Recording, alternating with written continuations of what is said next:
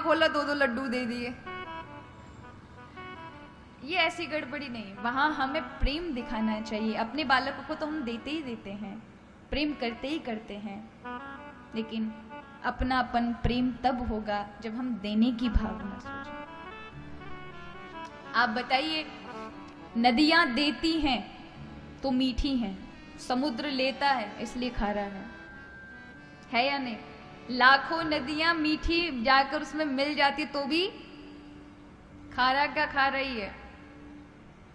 नदियां तो पूरे नगर को, पूरे भारत का चक्कर लगाते, जिस नगर से, जिस शहर से गुजरेंगी उसको पूरा, उसकी प्यास को बुझाती हुई गुजरती हैं। लेकिन समुद्र के किनारे वालों की प्यास कभी बुझती है? क्यों? क्योंकि वहां तो खारा ही पानी है, उनको तो मीठे की आवश्यकता है।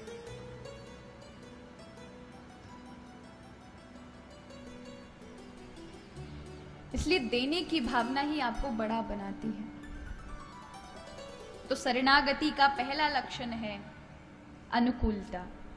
भगवान क्या चाहते हैं उसमें हम अनुकूल करें, उसमें किंतु परंतु नहीं।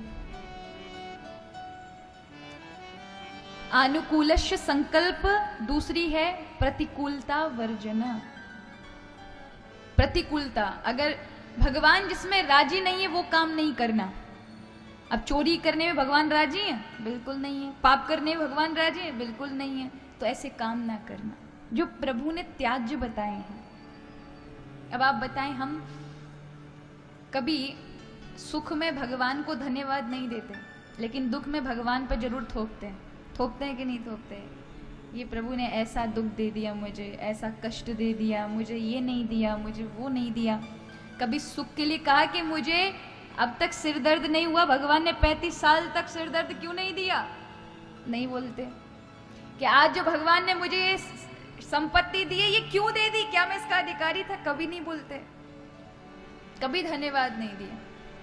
लेकिन थोड़ा सा दुख आए तो फिर तुरंत आर्य उपाधि, ये सब ना करना, उसे कहते प्रतिकूलता वर्जना। तीसरा अंग है शरणागति का, रक्षति इति विश्वासः। भगवान हमारी रक्षा कर रहे हैं ऐसा विश्वास रखना। एकमात्र वही रक्षा कर रहे हैं, वही विशंबर है। कभी देखा है, हम मानव हैं, हम तो इतना कुछ कर लेते हैं कि किसी से मांग लेंगे, अपने भरण पोषण की बड़ी चिंता होती है। कभी पशु पक्षियों को देखा है? हम तो कोई काम मनवाना हो तो भूख हड़ताल कर देते हैं। कभी चींटियों को देखा भूख हड़ताल करते हुए कि अब कल कहाँ से मिलेगा, भूख हड़ताल पे बैठ जाओ। कि कभी ये सोच देखा आपने कि 50 चींटी या 100 जानवर भूख हड़ताल में मर गए या भूखमरी से मर गए? क्यों? उनकी भी सारी भरण पोषण की जिम्मेदारी विशंबर ने ले रखी है। जहाँ हम मानवों तक की पहुंच नहीं है, वहां उस परमात्मा की पहुंच है। हाथी जैसे शरीर वाले को जो एक दिन में एक एक दो दो मन खाता है, उसके भी भोजन अन्न की व्यवस्था प्रभु के हाथ में है। इसलिए उसकी इतनी कुशाग्र बुद्धि दे रखी है कि वो 365 दिन 365 गांव में जाएगा, क्योंकि उसे पता है कि इतना भारी शरीर है मेरा, इस गांव में दोबारा चला गया तो डंडे पड़ेंगे, मार पड़ेगी सो अलग, और कहीं मार दिया सो अलग। लेकिन कहते हैं हाथी की बुद्धि बड़ी तेज होती है। 10 साल बाद भी उसके साथ कुछ किया हो और वो आदमी सामने नजर आ जाए तो भूलता नहीं है। उसकी बुद्धि बड़ी कुशाग्र है। तो भगवान ने कितना कुछ। अब आप बताइए, कमरा साफ हो, वहां कोई आपको जीव जंतु ना दिखाई दे रहा और अचानक से आपने कोई मीठी वस्तु डाल दी, या टेबल के ऊपर कोई पेड़ा रख दिया भूल से, या डिब्बा खुला छूट गया, तो हजारों चींटियां आ जाती हैं। कौन उन्हें सैटेलाइट से कनेक्ट कर रहा था कि भैया नहीं, यहाँ पर इस कुर्सी के ऊपर चढ़ करके इनका भोजन है। दूर दूर तक दिखाई नहीं दे रही थी, लेकिन 6 घंटे के अंदर तो वो पूरे पे आ जाएंगी, हजारों करोड़ों की संख्या में। कौन उनको फोन देने गया था कि भैया नहीं नहीं, यहाँ पर इतना माल, या वो वॉक पर निकली हो शाम के समय के यहाँ दिख गए उन्हें? ऐसा कुछ नहीं था। उनको हृदय में प्रेरित भगवान कर रहे थे कि ऐसे चढ़ोगी तो इसके ऊपर तुम्हें भोजन मिल जाएगा। हर एक उसकी चिंता प्रभु को है। एक बार मां लक्ष्मी जी से प्रभु ने कहा कि लक्ष्मी जी, मुझे पूरे संसार की, पूरी सृष्टि की बड़ी चिंता होती है, मैं बड़े बड़े ब्रह्मांडों को संभाले हुए हूं और मुझे इतना कार्य करना पड़ता है कि मैं थक जाता हूं। लक्ष्मी जी ने कहा, आप करते क्या है, आप तो बैठे ही रहते हैं, क्षीर सागर में लेटे रहते हैं, मैं काम करती हूँ, आपके पैर तो मैं दबाती हूँ, आप तो बस आराम करते हैं। प्रभु ने कहा, ये तो हमारा बाहरी रूप है, काम तो हम अंदर से करते हैं। कहा, प्रभु कैसे काम करते हैं, आप तो यहीं बैठे रहते हैं। प्रभु ने कहा, यहाँ बैठे रहते हैं, लेकिन हमारी जो शक्तियां हैं ना, उसके द्वारा हम भाग भाग कर सब सारे कार्य करते हैं। बोले कैसे? मैं परीक्षा लेना चाहूंगी। अचानक से पास ही में एक चींटी थी, उस चींटी को एक माचिस में चुपके से बंद कर लिया माँ लक्ष्मी जी ने कि देखिए इसका भरण पोषण कैसे होगा।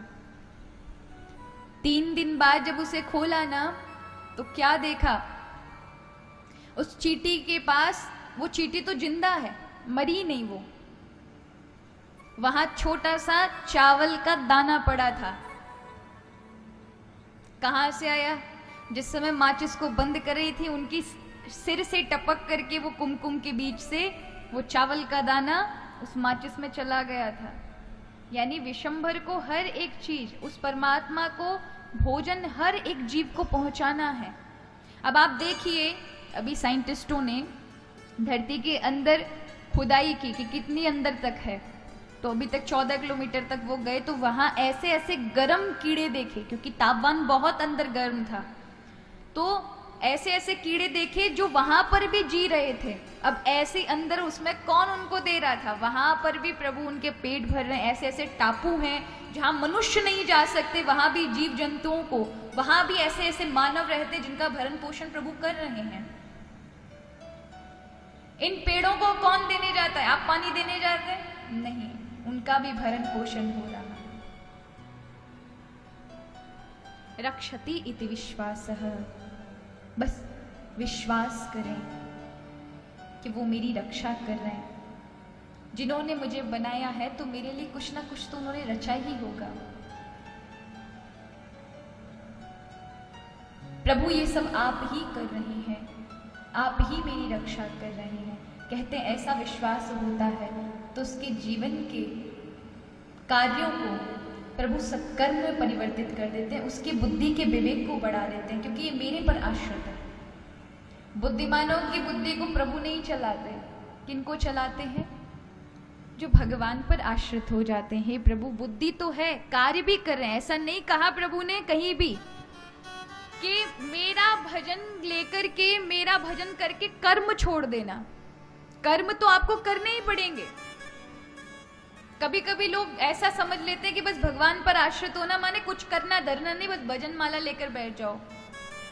लेकिन माला में होता है ऐसा कि भगवान पूरे जीवन का भरण पोषण आरंभ कर देते हैं, भार खुद ले लेते हैं। कब? जब आप वाकई परमात्मा के लिए लग चुके हैं, शरीर का भान नहीं है, संसार क्या होता है इसका तुम्हें खबर ना हो, ऐसी स्थिति में, उसे महापुरुषों की स्थिति कहते हैं, ऐसी स्थिति में भगवान उसका योगक्षेम वहाम्यहम्, उसका पूरा भार उठा लेते हैं कि अब ये इसे खुद की शुद्ध नहीं रही, अब इसके जीवन की गाड़ी मुझे ही चलानी पड़ेगी। वो होते नामदेव जैसे, वो होते सेन महाराज जैसे, जो लग गए भजन में तो शरीर का भान न रहा, और राजा की हजामत बनाने के लिए, दाढ़ी बनाने के लिए जाना था, ना जा पाए, तो फिर भगवान गए, फिर ठाकुर जी सेन जी बनकर गए और राजा की सेवा की वहां जाकर। क्यों? क्योंकि संसार का उन्हें भान नहीं था उनके भक्त को। लेकिन हम सोचें, होशियारबाजी करें कि नहीं नहीं बस माला पकड़ ले, ठाकुर जी ने तो कह ही दिया कि मैं सारे भरण पोषण करूंगा। नहीं, तुम्हें प्रभु ने बुद्धि दी है, तुम्हें कर्म करने की प्रेरणा दी, तो कार्य करें, अपना कर्म करें। लेकिन जो करवा रहे हैं और कर रहे हैं वो प्रभु ही हैं। वो आपको सामर्थ्य देंगे उन्नत होने की, आगे बढ़ने की। तो रक्षति इति विश्वासः। विश्वास होना चाहिए, और विश्वास होते तो उसके जीवन की गाड़ी का पूरा भार और पूरी जिम्मेदारी, अगर वो कोई डिसीजन निर्णय भी लेगा ना तो ठाकुर जी को चिंता हो जाती है, ये मेरे भरोसे ले रहा है, इसने मुझे थमा दिया, इसलिए इसको सही डायरेक्शन, सही लक्ष्य बताना होगा। तो वो कोई मार्ग में ऐसा अवरोधक पैदा कर देंगे कि आपको लगेगा ये समस्या है, लेकिन वो समस्या नहीं, तुम्हें उस मार्ग से हटाने के लिए था, कहीं तुम गलत ना कर दो।